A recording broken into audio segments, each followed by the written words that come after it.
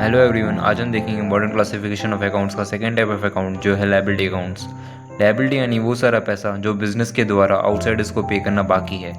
ये बिजनेस के लिए एक फाइनेंशियल बर्डन या फिर रिस्पॉन्सिबिलिटी क्रिएट करता है। लायबिलिटीज़ को हम बैलेंस शीट के लेफ्ट हैंड साइड शो करते हैं और जनरली लायबिलिटीज़ का क्रेडिट बैलेंस होता है। इसके एग्जांपल्स है creditors, borrowings, debentures and bill payables और एक्सेट्रा। इसका रूल है डेबिट व्हेन डिक्रीजेस, यानी हम इन लायबिलिटी अकाउंट्स को डेबिट करेंगे जब इनकी वैल्यू बिजनेस में डिक्रीज हो या फिर लायबिलिटी बिजनेस के लिए कम हो, जैसे कि किसी भी लोन का रीपेमेंट करना।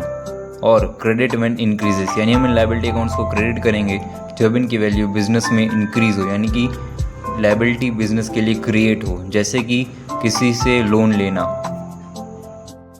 हम अपने एग्जाम्पल इसको और इजीली समझ सकते हैं। एक्सवाईजेड लिमिटेड यानी कि बिजनेस एक लोन लेता है एसबीआई बैंक से 1 लाख रुपीज़ का। सो ये एक्सवाईजेड लिमिटेड के लिए एक लायबिलिटी क्रिएट करेगा क्योंकि ये लोन उन्हें फ्यूचर में रीपे करना पड़ेगा।